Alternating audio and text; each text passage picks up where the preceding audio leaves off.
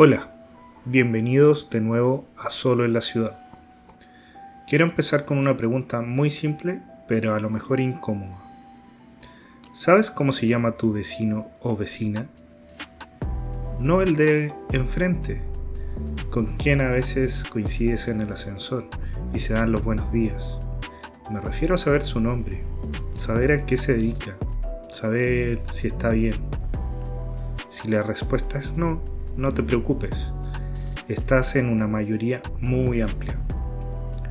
Vivimos a metros de distancia de personas con quienes compartimos paredes, tuberías, escaleras y a veces incluso el ruido de sus vidas, los pasos, la música, las discusiones, la tos de los hijos a las 3 de la mañana. Y sin embargo, en la mayoría de los casos, son perfectos desconocidos. Hoy quiero hablar de esto, de uno de los fenómenos más curiosos de la vida urbana, el anonimato entre vecinos, y de lo que ese anonimato dice sobre cómo vivimos. Hay algo objetivamente extraño en la situación del edificio, si te detienes a pensarlo. Es una estructura diseñada para que decenas de personas vivan en proximidad extrema. Comparten una entrada, un sistema de ascensores, a veces una terraza o patio en común. En un edificio mediano de una gran ciudad puede haber 50, 60, 80 personas viviendo a pocos metros las unas de las otras. Y la mayoría no se conoce. No es que se caigan mal, no es que haya algún conflicto. Es simplemente que nunca ha ocurrido nada que requiera conocerse.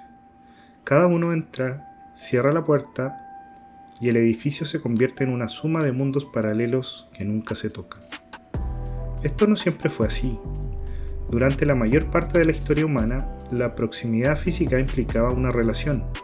Si alguien vivía cerca, lo conocías, sabías su nombre, su familia, sus problemas, quizás más de lo que querías saber. La comunidad era inevitable porque el espacio era compartido de verdad, los patios, plazas y pozos. La ciudad moderna hizo algo radical, separó la proximidad física de la conexión social. Puedes vivir pegado a alguien y no tener ningún punto de contacto real con esa persona. El diseño del edificio contemporáneo, con sus puertas que se cierran solas, sus ascensores que evitan el contacto, estacionamientos que permiten llegar a casa sin pisar la calle, casi parece diseñado para esto.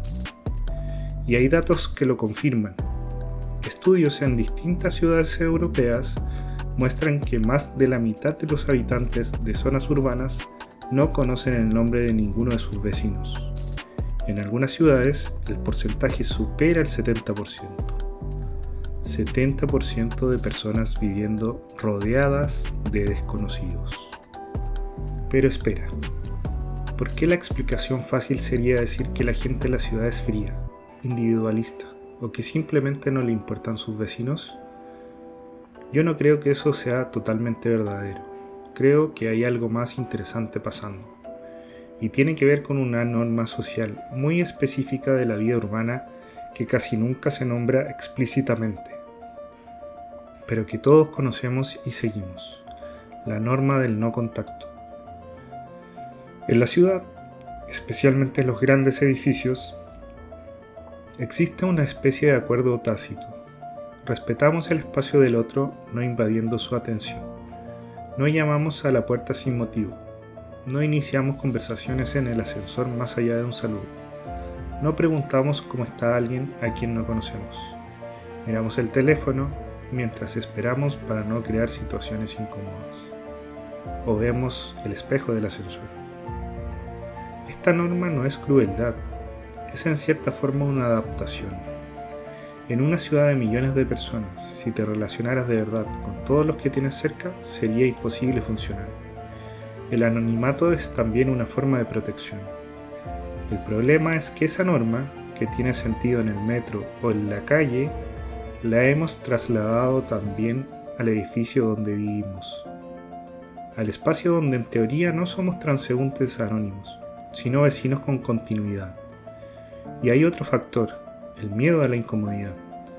Llamar a la puerta de un vecino para presentarte sin más motivo se siente raro, fuera de lugar, demasiado intenso para el contexto.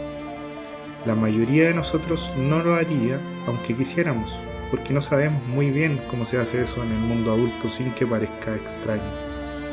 Así que esperamos que ocurra algo, una queja por el ruido, un paquete que dejaron en tu puerta por error, una avería en el edificio.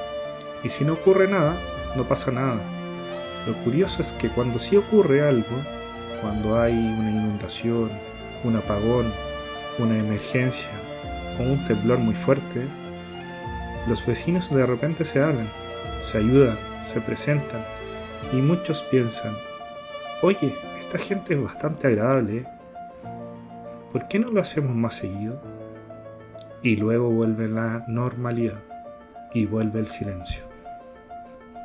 Hay una palabra en danés, y los daneses tienen fama de ser uno de los pueblos más felices del mundo, lo cual quizás no es casualidad, que describe un concepto que no existe en español. Närmiljö significa algo así como el entorno cercano, en el sentido comunitario. El conjunto de personas con quienes compartes espacio cotidiano y con quienes tienes una relación, aunque sea mínima. En Dinamarca y en otros países del norte de Europa hay una larga tradición de diseño de vivienda pensado para que ese entorno cercano exista de verdad. Espacios comunes que invitan al encuentro no forzado, huertos compartidos, salas donde la gente se cruza de forma natural.